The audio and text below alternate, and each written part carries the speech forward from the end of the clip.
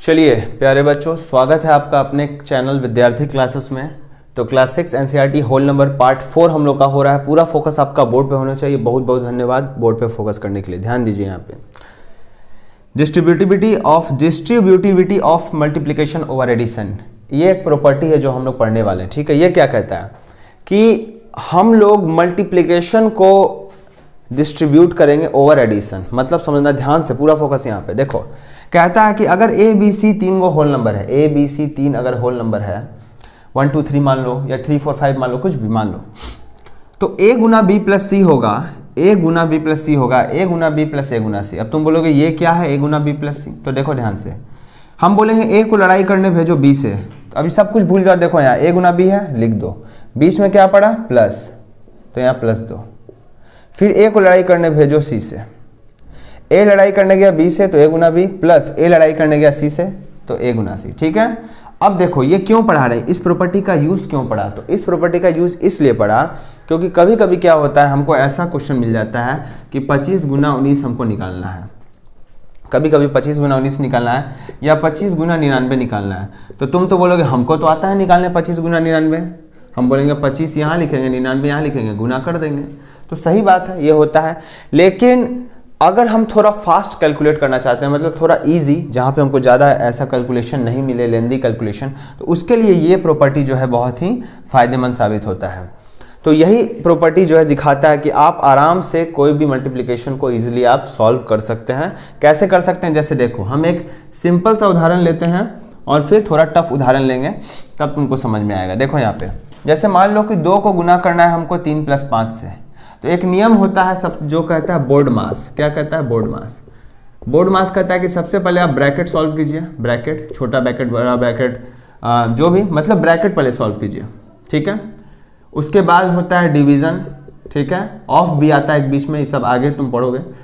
आता है डिवीजन, फिर मल्टीप्लिकेशन, फिर एडिशन, फिर सब्ट्रैक्शन। ठीक है, तो सबसे पहले हमको ब्रैकेट सॉल्व करना है। ठीक है ना, तो कैसे सॉल्व करेंगे? देखो सिंपल, ए गुना बी प्लस सी क्या होता है? ए गुना बी प्लस ए गुना सी। तो उस हिसाब से अगर 2 गुना 3 + 5 हमको करना है, तो हम 2 को लड़ाई करने भेजेंगे किससे? 3 से। तो लिखेंगे 2 गुना 3, यहाँ देखो 2 गुना 3।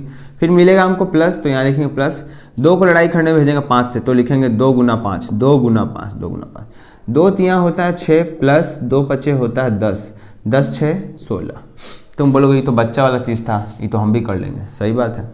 अब मान के चलो कोई देता है 25 गुना 99 करना है। ठीक है, या 25 गुना, मान लो कितना बोले, 25 गुना 12 है। ठीक है, 25 गुना 12 है। तो क्या इसको हम ध्यान से देखना, इसको हम 25 गुना 10 + 2 लिख सकते हैं। सच सच बोलना। अगर कोई बोलता है कि हमको 25 गुना 12 करके दिखाओ, तो क्या इसको हम 25 गुना 10 + 2 नहीं लिख सकते हैं? क्या 12 को हम 10 + 2 नहीं लिख सकते हैं? बिल्कुल लिख सकते हैं। तो इस प्रॉपर्टी के आधार पे अगर ए गुना बी प्लस सी है, तो उसको ए गुना बी प्लस ए गुना सी नहीं तोड़ सकते हैं? बिल्कुल तोड़ सकते हैं। तो अगर 25 गुना 10 + 2 है, तो उसको 25 गुना 10 + 25 गुना 2 लिख सकते हैं? बिल्कुल। 25 गुना 10, ये देखो 25 गुना 10 प्लस 25 गुना 2, 25 गुना 2, देखो 25 दही 250, यानी 25 × 10 250, प्लस 25 गुना 50, ये हो गया 300। अब बोलो, एक बच्चा जाएगा ऐसे गुना करने, 25 गुना 12, 2 25 10 का 0 हाथ में लगाएगा, 2 दूना 4 1 5 1 5 5 1 2 2 0 5 5 10 का 0 हाथ में लगाएगा, 1 2 1 3, ऐसे करेगा। ठीक है, और एक बच्चा जो ऐसे मल्टीप्लाई करेगा। किसको कम एफर्ट मारना होगा, किसको आसान होगा कैलकुलेशन? किसके लिए आसान होगा कैलकुलेशन? इसके लिए जो ऐसे कर रहा है, जो प्रॉपर्टी सीखा है।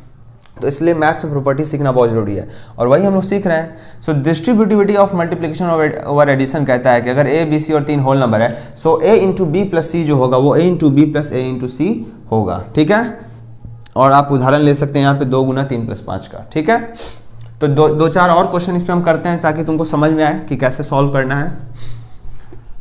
तो देखो ध्यान से, मान के चलो 5 गुना 25 है। ठीक है, तो ये तो तुम ऐसे भी निकाल सकते हो। और मान लो 15 गुना 25 है, तो इसको हम ऐसे कर सकते हैं, 15 गुना 20 + 5, बिल्कुल लिख सकते हैं। बोलो 15 को लड़ाई करने भेजेंगे 20 से, लड़ाई हुआ कितना आया? ऐसे। बीच में पड़ा प्लस, एक बैरियर पड़ा, एक दीवार पड़ा प्लस का। फिर 15 गया लड़ने 5 से, ये देखो 15 गया लड़ने 5 से। ठीक है, 15 को 20 से कैसे गुना करेंगे, तरीका करना सीखो। गुना करने का तरीका देखो, 15 गुना 20, बच्चा ऐसे करने चल जाता है, नहीं ऐसे नहीं करना, सॉल्व करने का तरीका देखो। 15 को पहले 2 से गुना करो, 15 दूना 30, एक शून्य बैठा दो बस, फिर दो जोड़, 15 पचे गुना करना। देखो बहुत किसी को पढ़ना नहीं आता है, 15 पचे 75 होता है, 15 5 जा 75 होता है। अगर नहीं आता तो तरीका सीखो।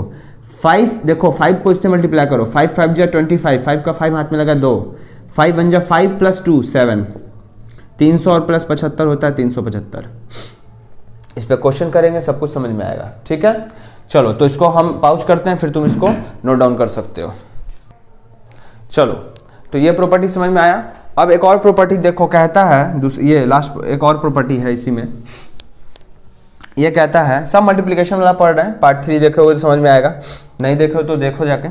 कहता है कि अगर a कोई होल नंबर है अदर देन 0, 0 को छोड़ के, बताए भी थे उसमें, तो a × 0 0 होगा। कहता है a × 0 0 होगा। बहुत बेसिक चीज़ है, बहुत आसान है।